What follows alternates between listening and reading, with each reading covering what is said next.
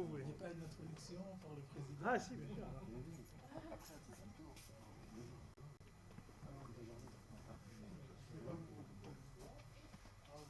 nom de l'école de Grand Rabbin de Paris, qu'on ne présente plus bien évidemment, qu'on remercie du kavod qu'il nous fait d'être parmi nous aujourd'hui en cette journée de Yom HaTorah. Et on est attentif et tout oui à vos enseignements dans cette semaine, dans ces jours de Tchouva. Merci beaucoup. Monsieur le rabbin, monsieur le président, monsieur le vice-président, d'abord, et mes chers amis, d'abord féliciter la commission administrative d'avoir pris cette initiative pendant les Aseret Yom Teshuvah de faire un Yom HaTorah. Je vais peut-être expliquer aujourd'hui pourquoi c'était si important. Et puis je voulais remercier chacun et chacune d'entre vous qui, malgré toutes les occupations qui sont les vôtres, est arrivé à prendre sur votre emploi du temps pour être présent aujourd'hui. Et donc, cette magnifique initiative qui a déjà eu lieu il y a 2 ans également dans cette belle communauté de Roni et qui a pour objectif de nous préparer à la grande journée de Yom Kippour et de manière générale à faire la Teshuvah qui est attendue pendant ces 10 jours de pénitence. Et donc, l'idée était de faire venir un certain nombre de rabbiniques qui chacun aborde la problématique avec un regard différent, sous un angle différent. Donc pour ma part, je vais me proposer d'introduire le sujet par une réflexion sur la sainteté de l'espace et sur la sainteté du temps. Je m'explique. Lorsque dans la Torah ou dans le Tanakh, il est question de manifestation de Dieu, Dieu se manifeste, se révèle à telle ou telle personne, très souvent, on remarquera que le texte précise l'endroit où cette manifestation de Dieu s'est produite. Ce qui suggère qu'il y a un lien de cause à effet entre le lieu et la manifestation de Dieu. Ce qui voudrait dire qu'il y a des lieux qui sont plus prédisposés à recevoir la manifestation de Dieu que d'autres. Par ailleurs, nous savons tous qu'il existe une notion de sainteté de l'espace et que cette notion de sainteté est hiérarchisée. Ainsi, par exemple, la terre d'Israël est une terre sainte, alors que tout le reste du monde n'est pas saint. Mais à l'intérieur même de la terre d'Israël, il y a une ville qui s'appelle la ville sainte de Jérusalem, qui est encore plus sainte que toute la terre d'Israël. Et à l'intérieur de Jérusalem, il y a le mont du Temple, qui est plus saint encore, et ainsi de suite, jusqu'à l'emplacement du Beth Amikdash, et jusqu'à l'emplacement du Saint des Saints, qui est l'endroit le plus sacré au monde. Ceci nous est très familier, et en même temps pose un grand problème. Parce que nous disons dans la Kedusha du Moussaf, Melo Chol Haaretz Kevodo, Dieu est absolument partout. Il n'y a pas un endroit au monde où on peut dire que Dieu n'est pas. Plus encore, le Midrash enseigne, le Midrash Rabbah, dans la paracha de Vayetse, lorsqu'il est dit à propos de Yaakov Avinu, Vayivga Bamakom. Yaakov a atteint l'endroit.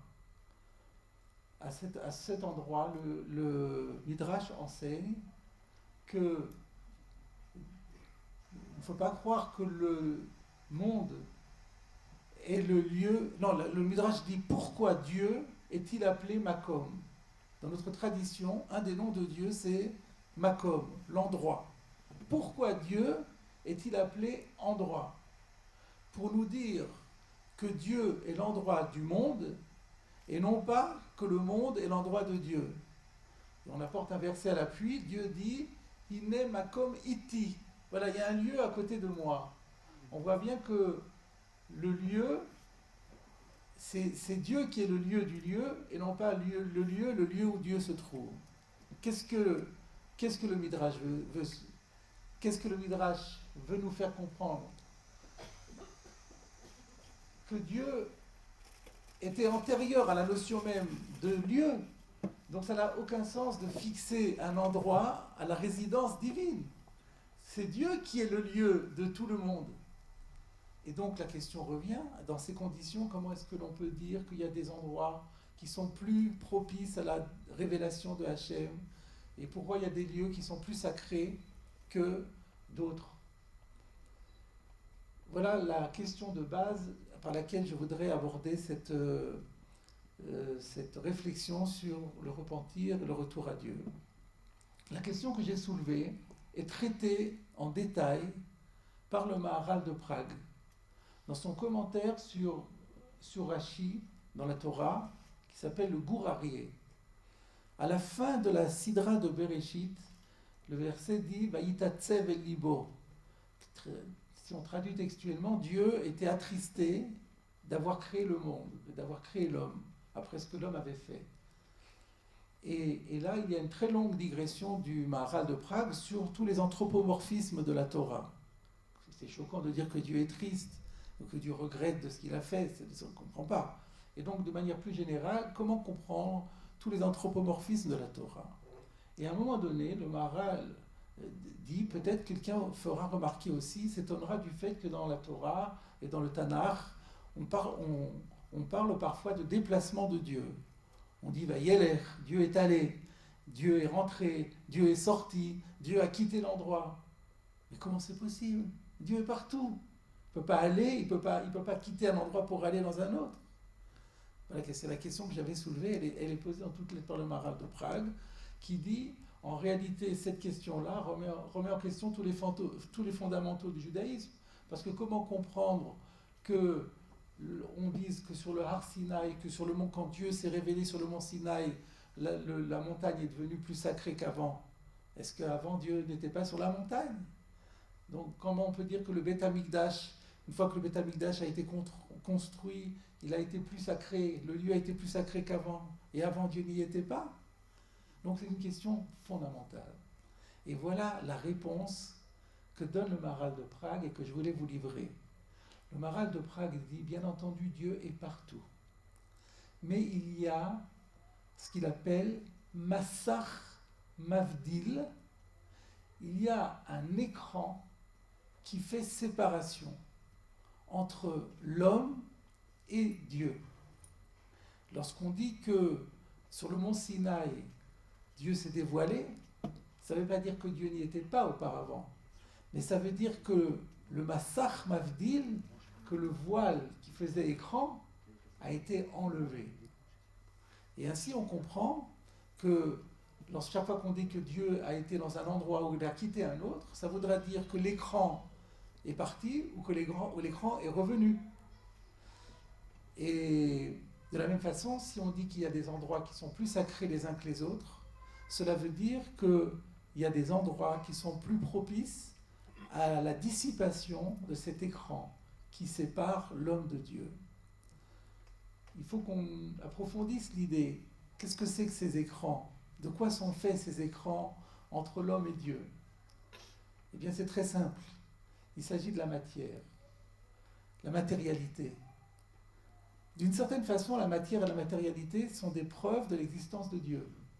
Parce que, comment ça se fait que la pierre est là? Qui est-ce qui a mis la pierre ici? Ou les minéraux, ou la mer? C'est Dieu. Donc toute l'existence de la nature et du monde est une preuve de l'existence de Dieu, intellectuellement parlant. Mais sur le plan du ressenti, Dieu ne se voit pas. La matière se voit. Donc la matière cache Dieu. Et c'est cette notion de matière qui fait qu'on n'a pas du tout l'impression que Dieu est là. Et qui fait que parfois on faute parce qu'on oublie que Dieu est en train de nous regarder. Et donc ce sont là les séparations qui font écran et qu'il faut essayer de dissiper. Il faut que malgré l'écran de matière qui fait qu'on voit nous de la matière et que dans cette matière on ne voit pas que Dieu est là, on arrive malgré tout à retrouver Dieu derrière cette matière, à se rapprocher de lui, à se sentir le plus proche possible de lui-même. Voilà l'idée première.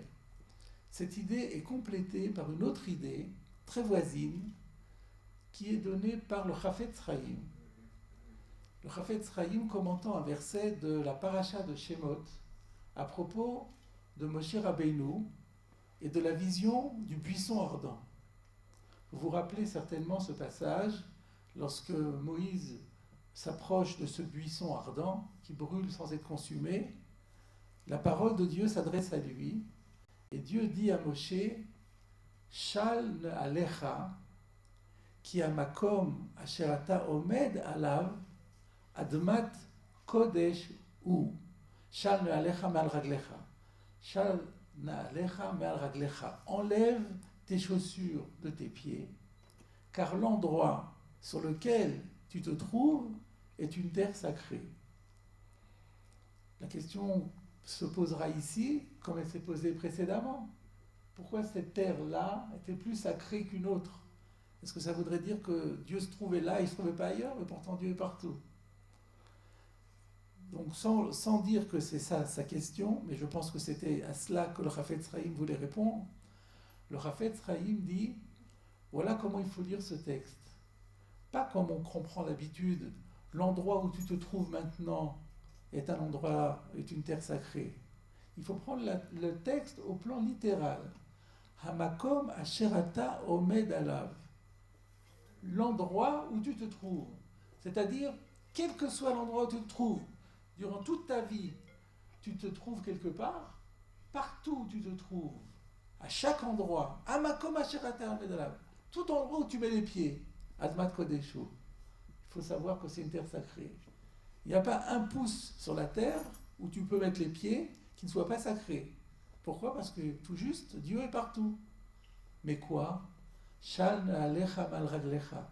Pour t'en rendre compte, il faut que tu enlèves les chaussures de tes pieds. C'est-à-dire que tu dissipes les barrières matérielles qui font écran entre toi et Dieu et qui fait que tu t'en rends pas compte. C'est donc une idée très voisine, mais ce n'est pas la même idée. C'est une idée complémentaire. Ici, il y a écrit que c'est le rôle de l'homme de faire dissiper ces barrières. Avant, le Maharal disait simplement, parce qu'il répondait à la question, qu'il y a des endroits qui se prêtent mieux à ce voile qui disparaît, à la disparition de ce voile, à Sarat Amassar. Alors que le Chafetz Chaim parle de Asarat Mechitzot, c'est exactement la même chose, ils disent pratiquement les mêmes mots, mais là, donc, les deux idées se complètent. Il y a des endroits qui se prêtent mieux à la proximité avec Dieu, c'est vrai. D'ailleurs, nous en avons un peu, peut-être dans notre vie, eu l'expérience lorsque, par exemple, on s'est trouvé au Kotel Ma'aravi. Parfois, on est étreint d'une émotion, on a vraiment l'impression qu'on est plus proche de Hachem qu'on ne l'a jamais été. C'est pas seulement une impression, c'est une réalité, en fait. Parce que c'est un endroit où les mechitzot disparaissent plus facilement. Mais il faut bien comprendre qu'il peut y avoir des gens qui se trouveront là-bas et qui ne verront rien du tout. Parce qu'il faut aussi que l'homme travaille pour cela. Il faut aussi qu'on réfléchisse et qu'on se ressaisisse et qu'on comprenne qu'effectivement Akadosh Baruch Hu est là et qu'on essaye de sentir sa présence. Et pour conclure, le Kodesh HaKodashim, le Saint des Saints, c'est l'endroit où les Mechitzot peuvent être abolis complètement, totalement abolis. C'est ça le Kodesh HaKodashim, c'est pour ça que dans la hiérarchie du sacré, c'est la partie la partie culminante, c'est l'endroit où il y a une capacité, peut-être pas pour tout le monde, mais lorsque le Kohen Gadol, lorsqu'il était, autant le Kohen Gadol était un très grand Kohen Gadol, on peut être certain que là, il était arrivé à une disparition à 100% du Massach HaMavdil. Voilà, mes chers amis, la première réflexion que je voulais vous présenter. Et comme je vous l'ai annoncé au tout début, après avoir réfléchi sur la notion de sainteté de l'espace, je voulais aborder maintenant la notion de sainteté du temps. Il y a dans le judaïsme un très grand parallélisme entre l'espace et le temps. Le temps aussi, d'après les maîtres du judaïsme, est l'objet d'une création. Certains pensent que le temps existe de toute éternité. Non. En fait, quand il n'y avait rien et qu'il n'y avait que Dieu, il n'y avait même pas de monde, il n'y avait pas de temps. Et je pense que d'après la théorie de la relativité d'Einstein, il ne contredira pas cela non plus, puisque la notion de temps est liée au mouvement de la matière et ce genre de choses. Tant qu'il n'y a pas de mouvement, tant qu'il n'y a rien, il ne peut pas y avoir de temps. Le Sforno, sur le verset de Bereshit bara Elohim, traduit, explique, Dieu a créé le temps. Le point de départ, le temps zéro, à partir duquel va commencer l'échelle du temps, a été créé. C'était la première des créations parce qu'elle conditionnait toutes les autres. Avant de commencer à créer la matière, il fallait d'abord créer le temps. Dans le Sidour Agra, dans le Sidour, le livre de prière du Gaon de Vilna, il y a un commentaire qui s'appelle le Siyar Yitzhak, qui développe cela longuement, qui dit, on dit dans la prière de Baruch She'amar, Baruch Oseh Bereshit. Ça ne veut rien dire, on devrait dire Baruch Oseh Maaseh Bereshit. Béni soit celui qui a fait l'œuvre de la création, ou l'œuvre du commencement. Mais celui qui a, qu'est-ce que ça veut dire? Béni soit celui qui fait le commencement. Ça ne veut rien dire. De la même façon, dans Aleinu le Shabéach, la tête Gédoula, donner de la grandeur, les Yotzer Bereshit, à celui qui crée le début. C'est pas le début, qui crée l'œuvre du début. Eh bien non. Il a créé le début. Le temps est une création, comme l'espace. Et tout comme dans l'espace, nous avons vu qu'il y a une notion de sainteté, de sacré, il y a des espaces sacrés et d'autres qui ne le sont pas, on trouve la même chose dans le temps. On a les 6 jours de la semaine qui sont profanes, le texte de la Torah dit 6 jours tu travailleras, et le 7e jour sera Shabbat pour Hachem ton Dieu. Et comme vous le savez, il y a une hiérarchie de sainteté des temps. Il y a les fêtes, il y a une gradation, ça culmine avec Yom Kippour, et encore au-dessus de Yom Kippour, c'est Shabbat. La question peut se poser, à quoi correspond cette sainteté hiérarchique du temps? Ça veut dire quoi ça? Concrètement, qu'est-ce que ça peut représenter pour nous? Eh bien, la présentation que nous avons faite de l'espace nous permet de comprendre également à quoi correspond la sainteté du temps. Cela veut dire que nous avons mis en valeur qu'il y a des barrières. La matière fait écran entre Hachem et nous. De la même façon que nous avons dit qu'il y a des lieux dans le monde où Dieu retire ses écrans, nous comprenons qu'il y a des moments dans la vie, des moments dans le temps où Dieu retire ses écrans. Et qu'il y a une hiérarchie, que Dieu retire de manière plus ou moins forte les écrans. Le jour qui est le plus propice pour nous, pour sentir la proximité avec la sainteté de Hachem, c'est le jour du Shabbat. On comprend très bien le verset qui dit « Pendant 6 jours, tu travailleras ». Ces 6 jours ne sont pas saints, ne sont pas sacrés. Pourquoi? Parce que la tête est prise par les préoccupations du quotidien, par le souci de subvenir à nos besoins, par tous les travaux matériels qu'on est bien obligé de faire. Et quand on a la tête à fond dans les soucis matériels, on oublie la présence d'Hachem. On a du mal à sentir que Hachem est à côté de nous. Mais lorsque on Shabbat l'Hachem, lorsqu'on consacre le Shabbat à Hachem, ce qui veut dire qu'on respecte le Shabbat complètement, donc on ne fait aucun travail, on a la tête complètement disponible pour l'étude, pour la réflexion, pour la prière, alors là, tout d'un coup, les barrières s'estompent et on a cette capacité de sentir davantage la présence du Shabbat, la présence de Hachem. Voilà, mes chers amis, l'idée principale que je voulais vous présenter et résumer, que je vais résumer maintenant, c'est que sans doute, il n'y a pas de valeur plus grande dans la vie d'un homme que d'être tout près d'Hachem. On pourrait dire que tout l'enjeu, tout l'objectif de notre vie, c'est de nous sentir tout près d'Hachem. On appelle ça en hébreu la kedusha, de s'élever dans la sainteté. Et pour cela, la difficulté est que la matière fait écran, comme nous l'avons dit, Dieu on ne le sent pas toujours, on risque même de l'oublier, et il y a des lieux plus favorables, et il y a des temps plus propices à trouver cette proximité en fait qu'on devrait avoir en permanence avec Akadosh Baruch Hu. Et notre obligation à nous est de savoir tirer parti, exploiter ces lieux et ces moments pour arriver justement à nous élever dans la sainteté. Si j'ai pensé à traiter ces notions-là aujourd'hui, c'est un petit peu à cause de l'actualité du Shabbat, de Shabbat Shuvah, qui était hier. Hier, c'était Shabbat Shuvah, le Shabbat de l'année consacré à la Teshuvah. Et le Shabbat Shuvah, on ne lit pas toujours la même paracha. Parfois, c'est la paracha de Vayeler, parfois, c'est la paracha de Hazinu.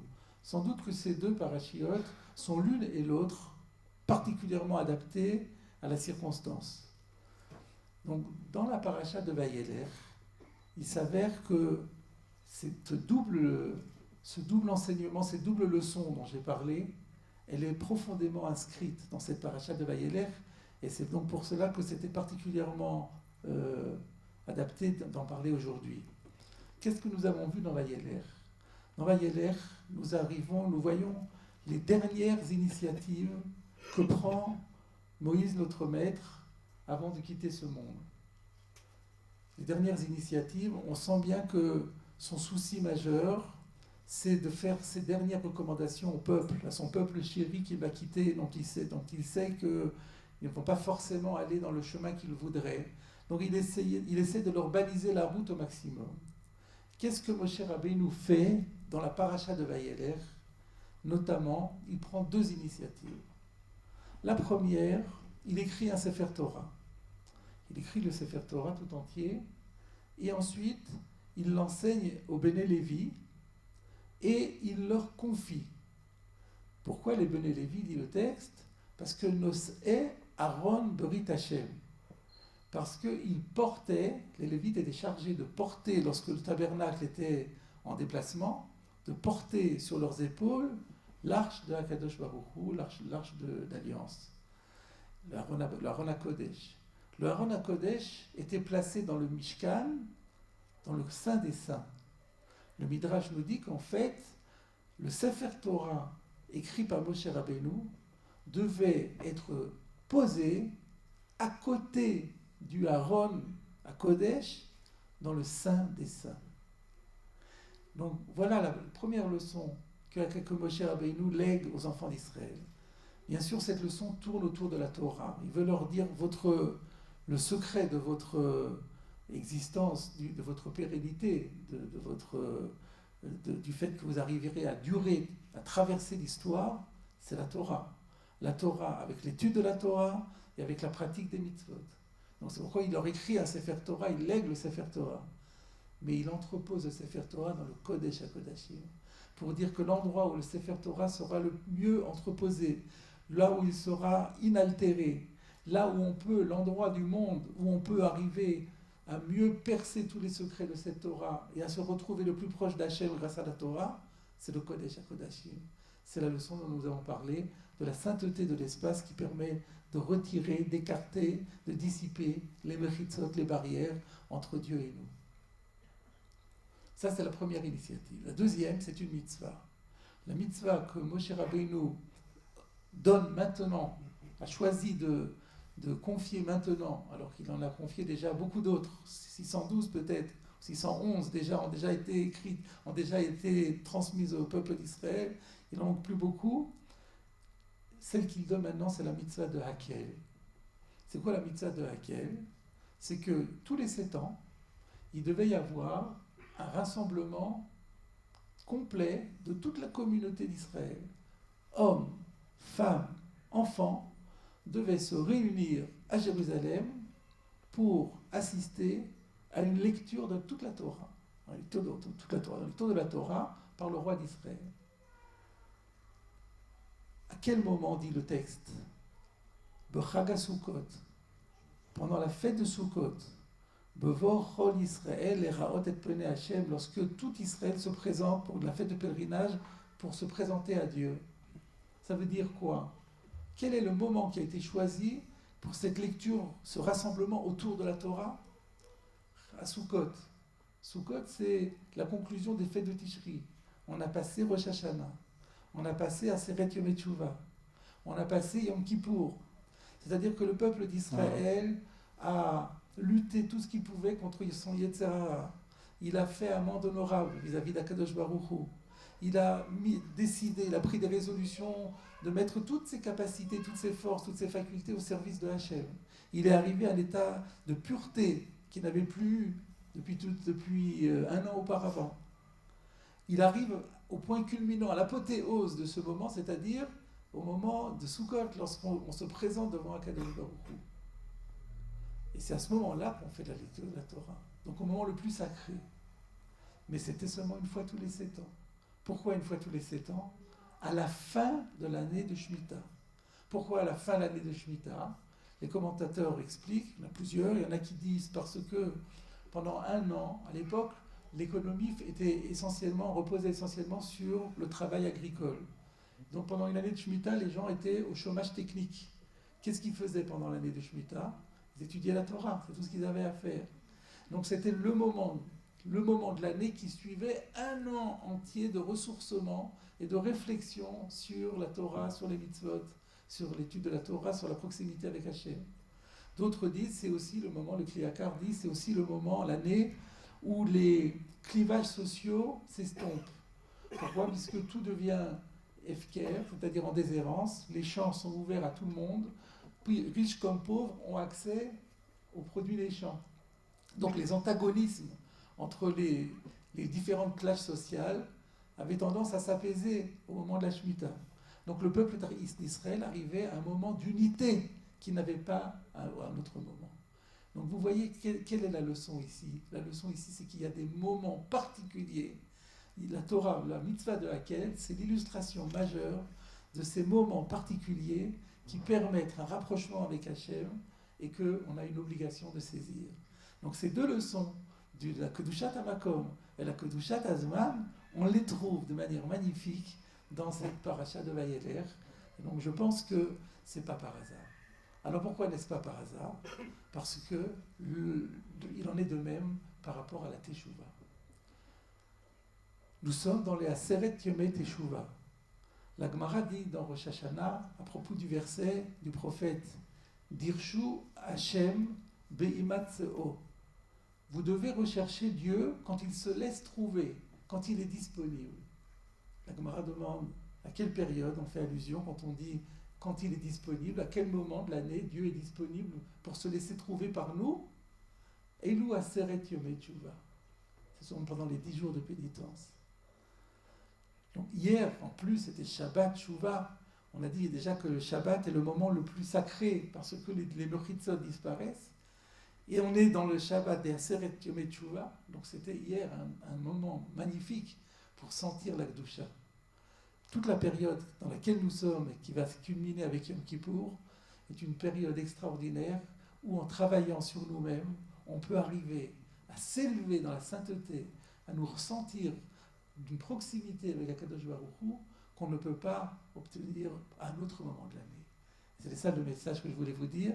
Et donc faire un Yom HaTorah pendant la Seret Yomei Teshuvah, c'était déjà mettre en application ce que nous étions en train de dire, c'est-à-dire tirer parti de la sainteté du temps pour augmenter encore, pour intensifier les efforts de sanctification et de rapprochement avec Hachem.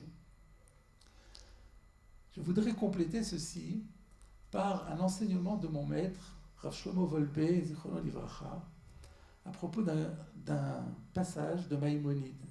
Il y a un passage très connu de Maïmonide, dit-il qu'il avait lu des dizaines et des dizaines de fois, sans se rendre compte de la leçon extraordinaire qu'il recélait en un mot. De quoi s'agit-il? Il s'agit d'un passage du Mishneh Torah, donc du code de loi de Maïmonide, concernant le shofar.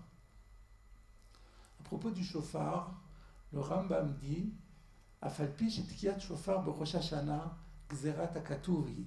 Bien que l'obligation de sonner du shofar à Rosh Hashanah est un décret divin, c'est-à-dire quelque chose qui ne peut pas nous être complètement accessible. Il y a des significations qui nous dépassent complètement.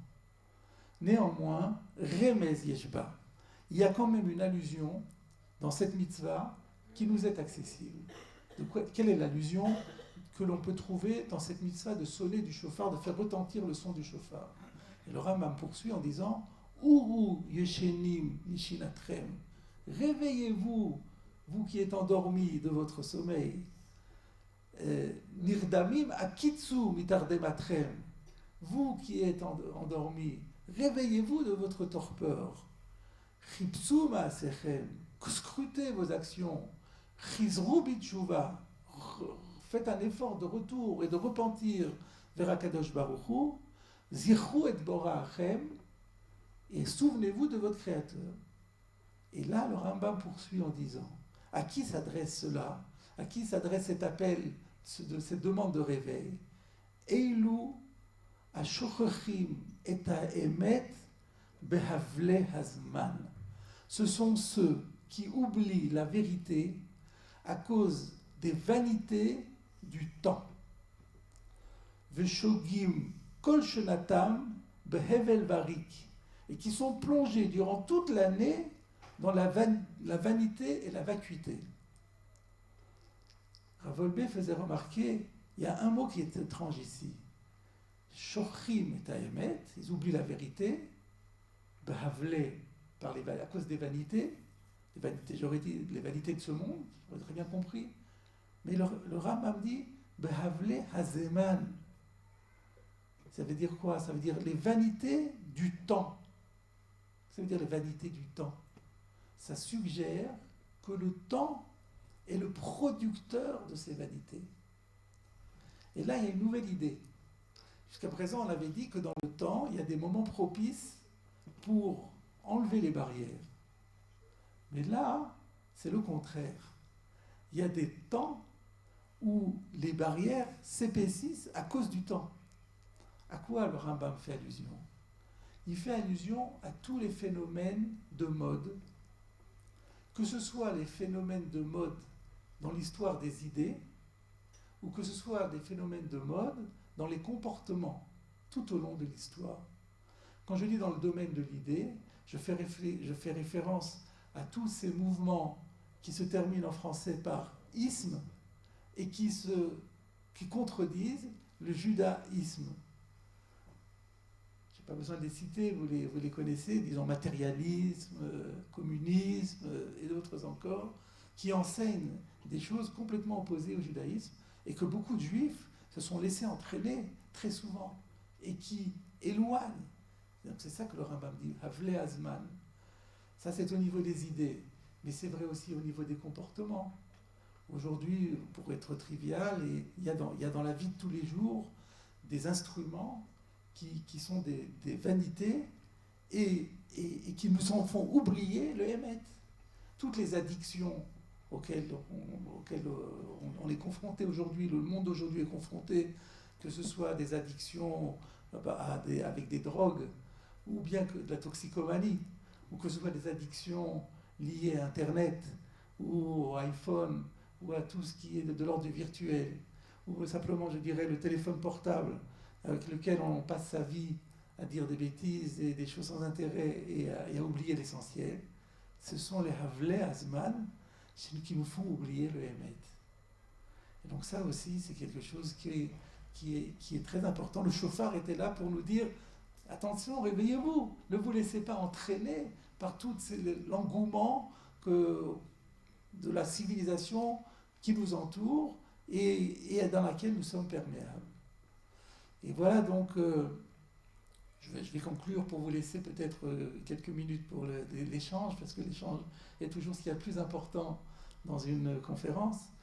Donc l'idée que je voulais vous donner, c'est que nous avons une obligation de tirer parti des temps et de l'espace que Dieu nous a réservés pour nous permettre de nous rapprocher davantage de lui. Rappelons-nous, au moment où nous faisons tchouva, où nous scrutons nos actions, comme le disait le Rambam, qu'à part le fait de dire oui, ça c'est pas bien, il faut que je change, d'une manière plus globale, notre objectif c'est de nous sentir plus près de Hachem, de faire ce qui fait plaisir à Hachem, et qu'il y a des choses qui font que, comme par exemple quand des fois on fait quelque chose que si notre ami était présent, on ne le ferait pas. C'est Rabbeinu Yonah dans Sharet Shuvah qui dit ça. Il y a des actes, on sait très bien qu'ils sont répréhensibles, on ne les ferait pas si on était en présence de quelqu'un. Quand on est tout seul, on le fait. Mais pourtant, Dieu est là, il te voit. Et tu le fais quand même. Ça veut dire que tu ne crois pas en Dieu. Ça veut dire que tu penses que Dieu ne te voit pas, au minimum. Ça, c'est des barrières qu'il faut impérativement enlever. Alors le temps est présent maintenant. La Seret Yom Teshuvah d'Irshu Hashem B'imatzo, c'est vraiment un temps où Dieu nous aide. Il faut saisir. On a une obligation de saisir cette opportunité. Il y a aussi les lieux. Alors les lieux, on est en Chutz La'aretz. Donc on n'a pas la Kedusha d'Eretz Israël. Mais on a quand même une Kedusha aussi. Où est la Kedusha? La Kedusha qu'on a en Chutz La'aretz, c'est les Bate Knesset et c'est les Bate Midrashot. Et donc ça aussi, ce sont des lieux que nous devons absolument exploiter en fréquentant le Beth Knesset de manière intensive,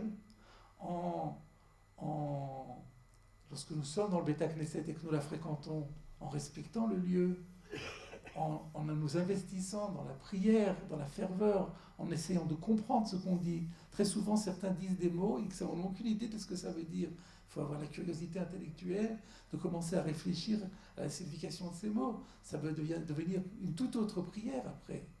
Et donc, ne pas parler, ne pas dire des propos inconvenants, eu égard à la sainteté du lieu, pour respecter Akadosh Baruch Hu.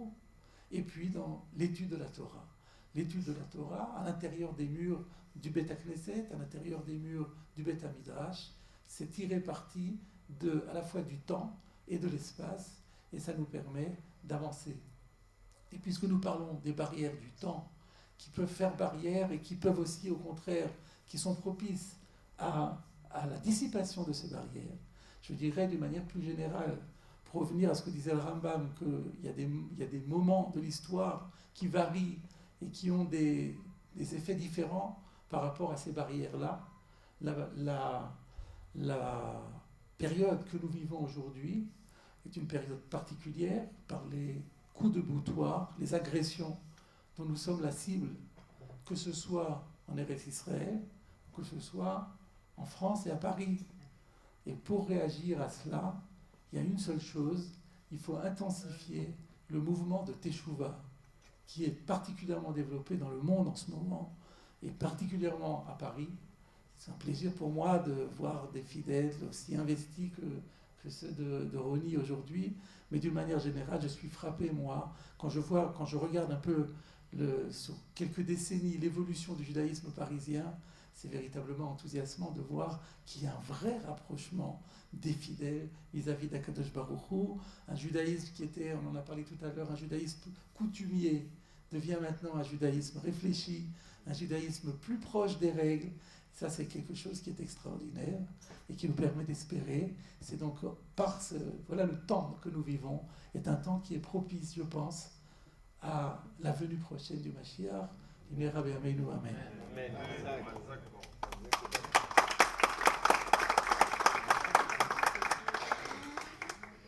Alors, est-ce qu'il y a des personnes dans la salle qui souhaitent poser des questions au Rav, profiter de ces enseignements? Oui.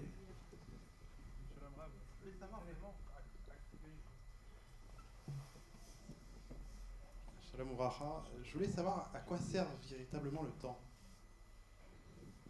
Pourquoi il a été créé, c'est quoi sa fonction exacte? Ça serait une autre conférence. Et je vais vous dire quand même, je vous réponds en quelques mots. C'est ce qui nous permet d'accéder à l'éternité. Parce que l'objectif, nous ne sommes là que de passage, comme vous le savez. Et par contre, l'éternité vient après. Et pour mériter cette éternité, il faut remplir le temps qui nous est imparti ici-bas. Donc ce temps-là, cette tranche de vie qui nous est donnée, il faut la capitaliser, et chaque instant est très précieux. Alors j'enchaîne. On a vu dans la paracha justement de Shabbat qui vient de s'écouler le passage, ou plutôt la disparition progressive de Moshe vers Yoshua, plutôt de la transition. Et dans cet espace-temps que vous avez évoqué, est-ce que justement Yoshua qui n'a pas été justement investi depuis le tout départ, puisqu'il a été au milieu de sa vie, et qu'il a eu une mission, est-ce qu'il a été justement investi par cette mission de temps et de Macom pour amener justement le Ham Israël à justement transiter vers son futur, vers son avenir? Je pense que certainement Yoshua, qui était le disciple majeur de Moshe Rabbeinu, et il avait tout au long de sa vie eu l'occasion de s'imprégner de cet enseignement que nous trouvons ici en direction de tout Israël. Moshe a attendu le dernier jour de sa vie pour le fortifier au sein du peuple, du commun des mortels. Mais son disciple, j'en suis absolument convaincu, était déjà imprégné de cela depuis le début. Et d'ailleurs, le fait qu'il ait reçu sa mission en cours de route, c'était la même chose pour Moshe Rabbeinu lui-même. Moshe Rabbeinu était déjà très âgé lorsqu'il a été investi de sa mission. Et il est dit à propos de Yoshua que pour Moshe Rabbeinu, tant que Yoshua vivait, il avait l'impression de vivre également. Parce que Moïse dit dans Vayeler, je sais après ma mort que vous allez fauter. Et le Midrash fait remarquer que durant toute l'époque de Josué, Israël n'a pas fauté. C'est parce que pour Moshe, tant que son élève était présent dans la vie, c'est qu'il le représentait. Donc lui, Moshe et Yoshua ne faisaient qu'un.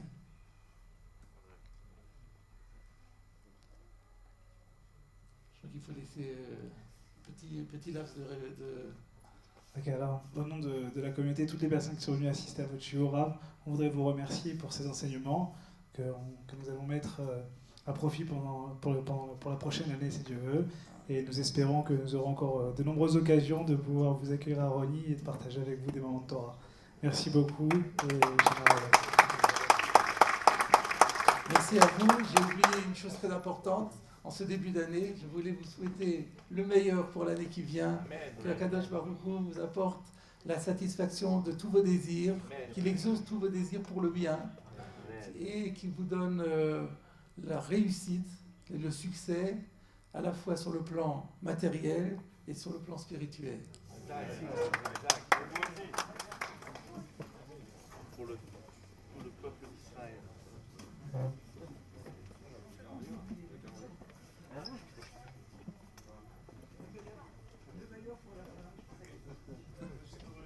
Ah oui, micro s'il vous plaît. Le meilleur pour la fin. Merci beaucoup.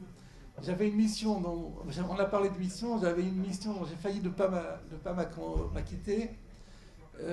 Tout ce que j'ai dit aujourd'hui, je le disais au nom de moi-même et au nom du président Joël Mergui.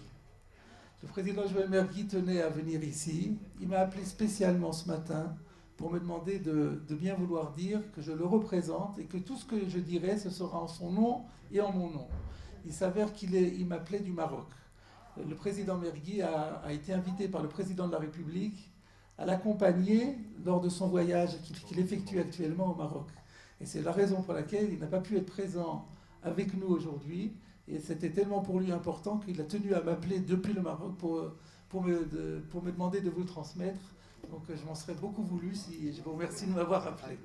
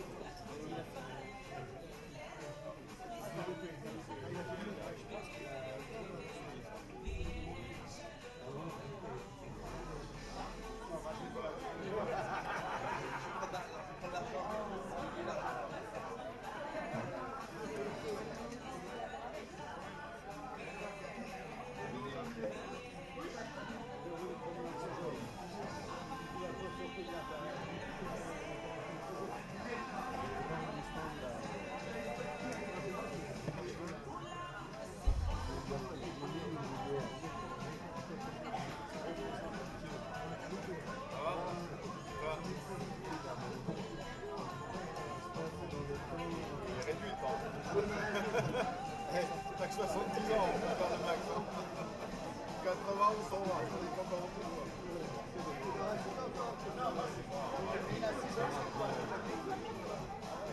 Je sais pas,